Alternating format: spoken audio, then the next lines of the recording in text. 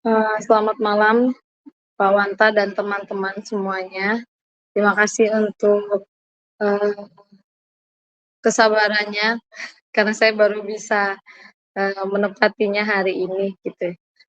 Di hari ini saya akan mempresentasikan hasil dari yang saya sudah baca, yaitu tentang, The Actual Providence of God gitu ya, yang diambil dari buku yang dituliskan oleh Francois Turrettini gitu. Nah, di sini saya mengambil, 3 pertanyaan karena di situ ada kurang lebih 10 pertanyaan yang dibahas tentang providensia, tetapi karena, eee, waktu dan saya juga mempertimbangkan pemahaman tentang saya bergumul tentang providensia, jadi saya ambil hanya 3 gitu. Nah, eee, mulai dari pertanyaan yang pertama. Pertanyaan yang pertama adalah, apakah providensia itu ada? Nah, sebelum kita membahas providensia itu ada, kita berangkat dari definisi, providensia. Providensia itu oleh orang Yunani disebut pronoia. Karena, di situ disampaikan oleh Favorinus gitu ya, ada 3 aspek yang mendefinisikan pronoia tersebut. Nah, di situ saya sudah tuliskan ada prognosin, lalu protesin, dan yang terakhir adalah dioikesin gitu. Nah, aspek yang pertama, apa yang dimaksud dengan aspek yang pertama? Yaitu prognosin. Prognosin itu membahas tentang bagaimana Allah mengetahui segala sesuatu sebelum terjadi. Jadi di sini yang dimaksudkan adalah pengetahuan Allah itu sendiri, di mana tindakan iman di dalam Allah yang dilakukan oleh Allah. Dan ini juga, bersifat tindakannya itu imanen di dalam Allah. Nah, lalu yang kedua, aspek yang kedua yaitu protesin itu maksudnya membahas tentang ketetapan kehendak Allah, di mana Allah sudah menetapkan rencananya dengan pasti. Nah, ketetapan Allah yang sudah pasti ini, eee, sudah berdaulat di dalam diri Allah itu sendiri. Nah, lalu aspek yang ketiga, yaitu dioikesin, di situ pemerintahan temporal atas seluruh ciptaan, di mana tindakan ini transien di dalam diri Allah itu sendiri. Nah, jadi Allah yang mengatur, Allah juga yang memelihara ciptaannya. Jadi di aspek yang ketiga itu dimaksudkan tentang pelaksanaan dari tindakan Allah yang transien itu. Nah, jadi dari, arti kata providensia di sini menunjukkan bahwa tindakan dari Allah itu sendiri sudah ada di dalam diri Allah. Jadi, jika dijawab dari pertanyaan yang pertama, apakah providensia itu ada? Pasti ada gitu ya, karena di sini juga dibahas bahwa sebagian dari orang Kristen jarang sekali membahas atau mempermasalahkan tentang apakah ada providensia, kecuali, sedikit dari orang-orang ateis yang di sini yang dibahas, yang meskipun mereka mengaku nama Kristus, tetapi mereka menyangkal kebenaran Kristus. Salah satunya adalah tentang, providensia Allah. Khususnya di sini, di dalam menyelamatkan, konsep tentang providensia Allah, banyak sekali kaum-kaum yang menentangnya, salah satunya adalah kaum Epikurean kuno gitu ya, di mana mereka selalu mengkaitkan providensia Allah itu dengan, tahayul ataupun dengan, anggapan-anggapan yang lain. Nanti kita juga akan bahas. Jadi, eee, next, boleh lanjut, itu sudah tadi. Nah, dari mana kita bisa melihat tentang, kebenaran-kebenaran ortodoks yang bisa memperkuat tentang anggapan, providensia ini. Nah, salah satunya adalah providensia itu bisa diperkuat dan nyata adanya di dunia ini berdasarkan bukti-bukti providensia Allah itu sendiri. Nah, di sini providensia Allah itu seperti yang tadi saya sudah sampaikan, eee, di bahkan sampai hal terkecil pun Allah bisa memakai, kita bahkan melihat bahwa providensia Allah itu berjalan gitu. Di sini saya ambil kurang lebih ada 8 gitu ya, di mana providensia Allah itu dibuktikan yang pertama melalui alam. Nah, eee, mhm, oh oh sepertinya PowerPoint yang saya kirimkan kurang, nggak apa-apa deh, balik ke slide yang sebelumnya saja. Jadi yang pertama alam. Nah, providensia yang dari alam di sini disampaikan salah satunya, para filsuf yang notabene bukan, di dalam sejarah gereja ya, maksudnya bukan bapak-bapak gereja, salah satu contohnya Plato, ada Aristoteles juga, dia mengajarkan bahwa di situ mereka mempercayai adanya suatu keberadaan atau Tuhan yang memelihara segala sesuatu, baik yang terkecil ataupun yang terbesar. Lalu, salah satunya Aristoteles juga menyatakan bagaimana seperti perumpamaan seorang kusir yang sedang mengendalikan kereta. Jadi pasti ada yang mengarahkan suatu hukum dan di situ sama juga dengan Allah mengatur dunia ini. Nah, lalu yang kedua, melalui kitab suci, di sini juga dijelaskan bagaimana kita bisa melihat providensia Allah itu dimulai dari penciptaan. Nah, ini sangat erat kaitannya providensia dengan penciptaan karena Allah bukan hanya sebagai pencipta saja, tetapi Dia juga pemelihara yang terus-menerus menopang karyanya itu. Nah, di dalam, istilahnya yaitu Kristes gitu ya, di mana Allah menyatakan dengan jelas melalui, penyataannya di dalam karya-karya Allah, salah satunya firman Tuhan. Nah, di sini juga disampaikan melalui beberapa ayat gitu ya, saya sampaikan salah satunya adalah melalui, Kisah Para Rasul 17 ayat 25 di mana Allah memberi kepada kita hidup dan nafas dan segala sesuatu di dalam Dia kita hidup dan bergerak. Nah, di situ juga ada Pengkhotbah 3 ayat 11, Dia menjadikan segala sesuatu indah pada waktunya. Jadi di sini Allah terus bekerja memelihara ciptaannya dengan kasih dan hikmatnya yang sempurna. Jadi secara singkatnya adalah dari firman Tuhan banyak sekali ayat-ayat yang mendukung bukti-bukti providensia Allah. Lalu yang ketiga, dari natur Allah itu sendiri. Jadi yang dimaksudkan dari natur Allah di sini ada 3 anggapan. Yang pertama, jika Allah ada, maka Ia menyediakan. Maksudnya adalah segala sesuatu diciptakan karena ada suatu alasan. Nah, sama halnya dengan Allah itu ada pasti untuk memerintah sesuatu yang sudah ada sebelumnya. Lalu yang kedua, tentang independensi dan kausalitas dari keberadaan Allah itu sendiri. Jadi segala sesuatu pastinya bergantung pada Allah, baik di dalam keberadaan sesuatu itu atau di dalam cara, suatu itu ada. Lalu yang ketiga dari hikmat, kuasa, dan kebaikan Allah. Nah, lalu yang keempat, bukti yang keempat adalah melalui natur ciptaan itu sendiri. Jadi, dari sifat dan kondisi suatu ciptaan itu eksis atau ada, itu ditopang oleh Allah. Jadi di sini dengan kata sustain, gitu. Lalu yang kelima, harmoni dan tatanan, dunia. Di sini keseragaman dan keteraturan sesuatu yang terjadi itu pasti ada yang mengarahkan. Jadi tidak mungkin dunia ini teratur dan memiliki keseragaman jika tidak ada penguasa yang mengarahkannya.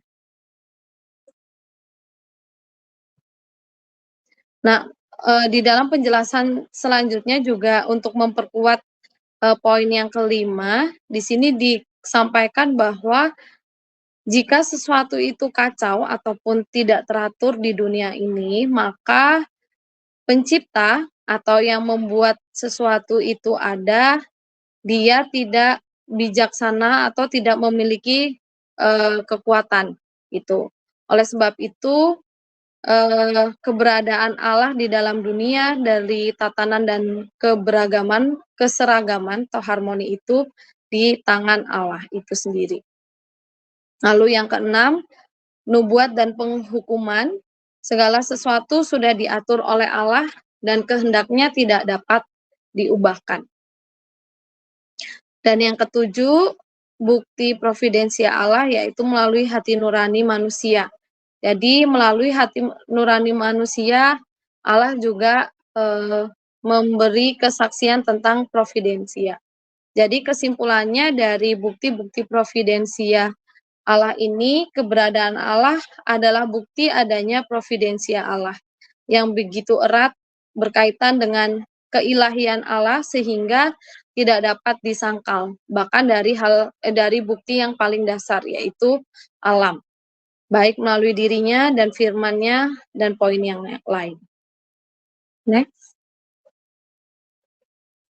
Nah, lalu kita masuk ke pertanyaan yang kedua. Pertanyaan yang kedua, di situ dibahas apakah, providensia Allah itu bisa disebut, di sini fate ya, atau hanya sebuah keniscayaan saja. Nah, untuk membahas pertanyaan kedua, di sini disampaikan bahwa, kita melihat penggunaan asal kata nasib terlebih dahulu. Asal kata nasib di sini yaitu dibahas dengan kata fatum, di dalam bahasa Latinnya adalah fando, yang berarti berbicara. Nah, istilah fando ini mengacu kepada ucapan, firman, dekrit, perintah, dan kehendak Allah itu sendiri. Nah, di sini diperkuat oleh Minucius Felix, di mana what else is faith than what God has spoken of each one of us. Jadi dengan demikian di dalam setiap providensia Allah atau di dalam setiap perkataan Allah itu tidak dapat dipungkiri bahwa segala sesuatu itu sudah ditentukan oleh Allah di dalam setiap manusia atau semua ciptaannya.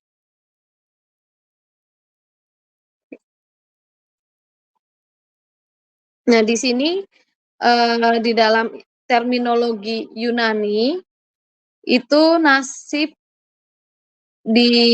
memiliki dua istilah gitu ya, yaitu emimarmene yang dibagikan atau ditentukan, dan tu pepromenon yang telah ditetapkan. Jadi kedua kata ini menunjukkan bahwa segala sesuatu itu memang sudah ditentukan oleh Allah.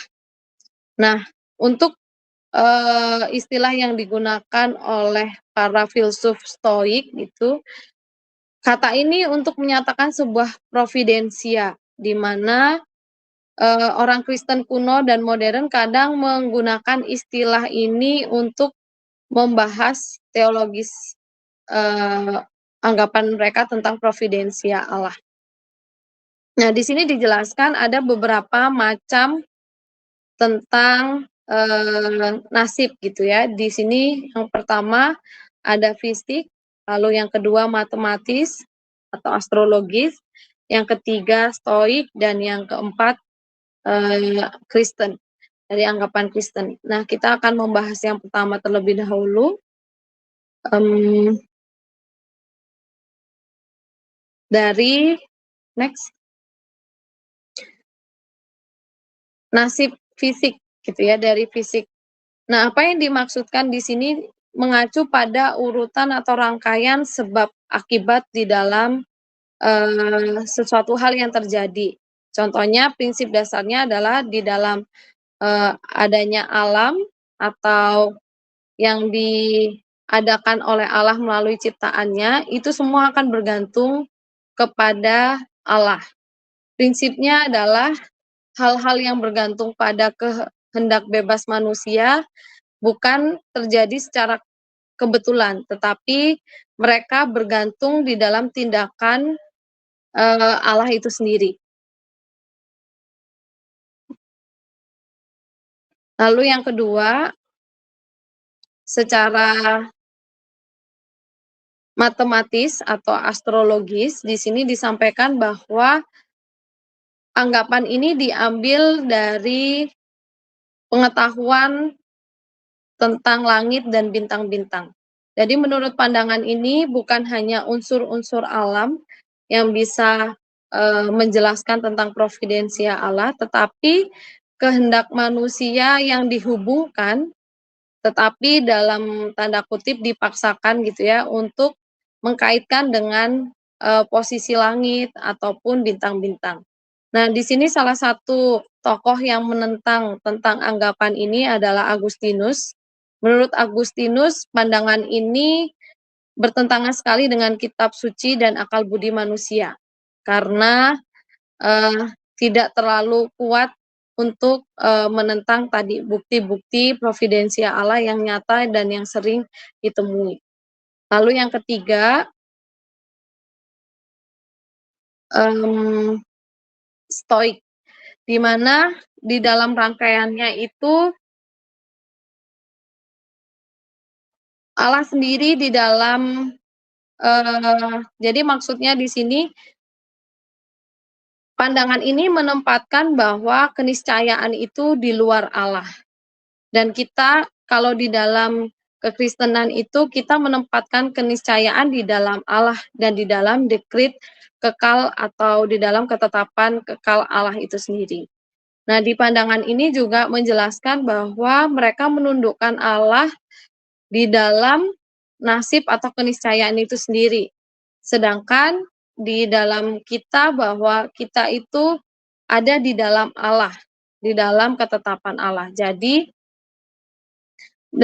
dari anggapan yang ketiga di sini, mereka menjelaskan bahwa ketetapan itu di luar Allah. Nah, lalu yang keempat, di dalam nasib Kristen di sini anggapan dijelaskan tentang, eee, di mana sebab-sebab yang terjadi itu semua bergantung pada providensia ilahi oleh Allah, di mana Allah menghasilkan, akibat-akibat dari segala sesuatu yang sudah ada. Di sini Calvin memberikan istilah bahwa sorry, ya di sini beberapa bapak gereja itu menggunakan istilah faith itu dipakai untuk penjelasan atau memperkuat atau menghubungkan dengan providensia. Tetapi, Calvin menyampaikan suatu anggapan bahwa sebenarnya, agak tricky juga, istilah fate atau nasib itu untuk dihubungkan dengan providensia Allah.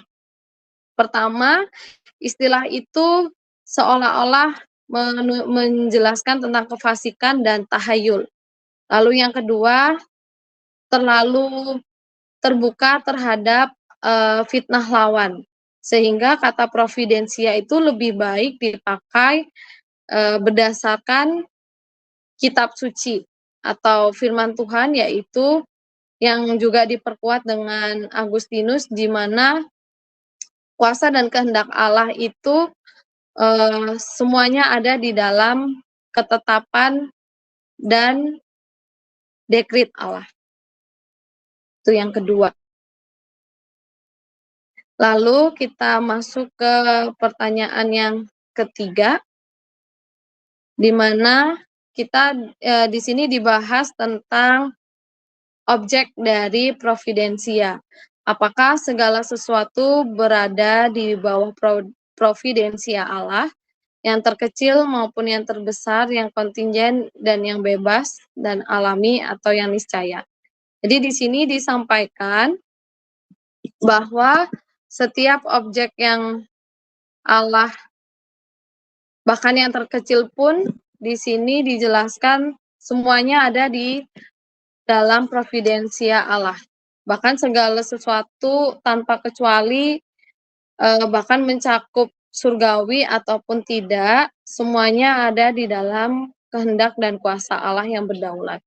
Maksudnya apa? Di sini dijelaskan salah satunya melalui penciptaan.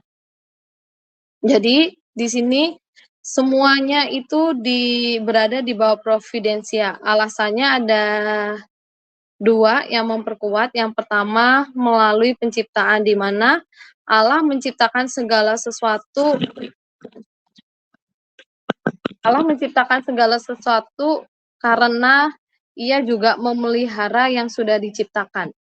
Pencipta tidak akan meninggalkan ciptaannya. Jadi yang dimaksud di sini, tidak mungkin jika sang pencipta itu membuat sesuatu dan dibiarkan, jadi itu akan menghilangkan kuasa di mana Allah sebagai pencipta.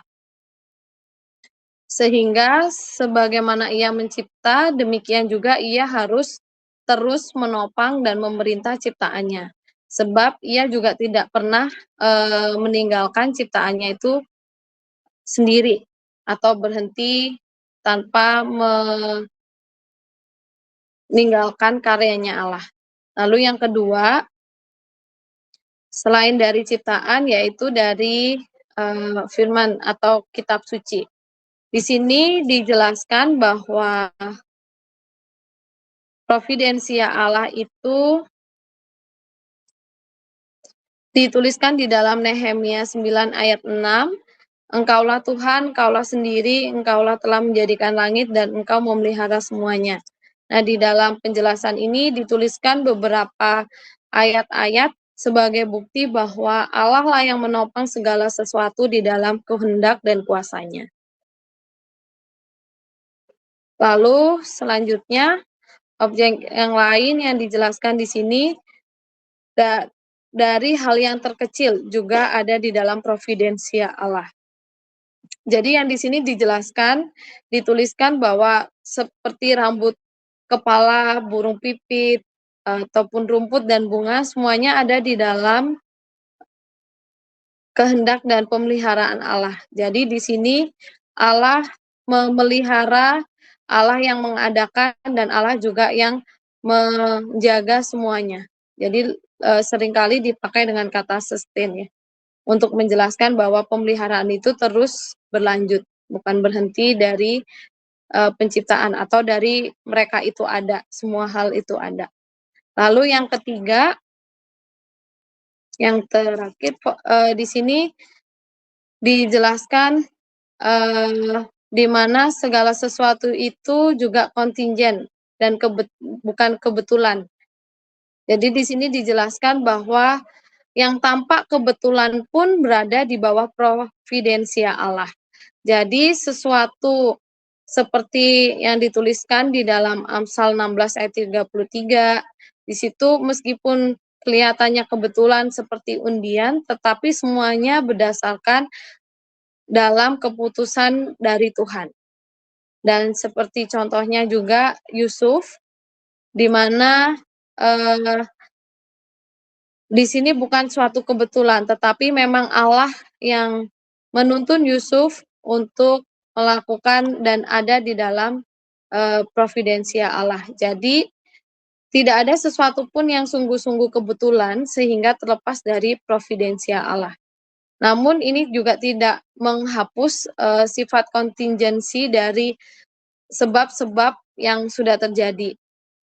Jadi sesuatu itu menurut dikritnya Allah, tetapi tetap kontingen menurut cara kerja sebab dan akibatnya. Dan yang terakhir, yaitu melalui sukarela dan kebebasan. Di sini juga dijelaskan bahwa tindakan di dalam providensia Allah itu juga tidak menghilangkan atau mematikan, kehendak bebas manusia. Jadi Allah juga tetap, memberikan kehendak bebas itu bisa maksudnya masuk di dalam, providensia Allah. Jadi kehendak bebas tidak dikecualikan dari providensia, tetapi justru diperintah oleh Allah, itu. Jadi kalau bisa saya simpulkan dari 3 pertanyaan tentang providensia Allah, yang pertama providensia itu ada karena dari hal yang terdasar pun kita bisa melihat keberadaan Allah itu mengadakan sesuatu dan bahkan Allah juga memelihara di dalam, ketetapan Allah. Lalu dari pertanyaan yang kedua, providensia itu bukan dengan nasib kita bisa bisa melihat bahwa nasib dengan providensia itu, berbeda. Di mana nasib itu tidak, apa ya, tidak mengatur setiap, penciptaan atau ciptaan yang sudah ada gitu ya, tetapi, providensia Allah yang mengatur segala sesuatu di dalam setiap, bukti-bukti yang ada, bahkan di dalam alam dan di dalam hati nurani manusia yang juga tidak dimatikan melalui di dalam free will-nya. Lalu yang ketiga juga berdasarkan objek providensia dari yang terkecil sampai, sesuatu yang dirasa kebetulan itu juga berada di dalam, providensia Allah. Jadi itu saja dari saya. Maaf jika ada, eee, kesalahan di dalam menyampaikan materi, karena saya jujur sendiri masih bingung di dalam menanggapi, atau membaca materi tentang providensia Allah. Itu saja, terima kasih.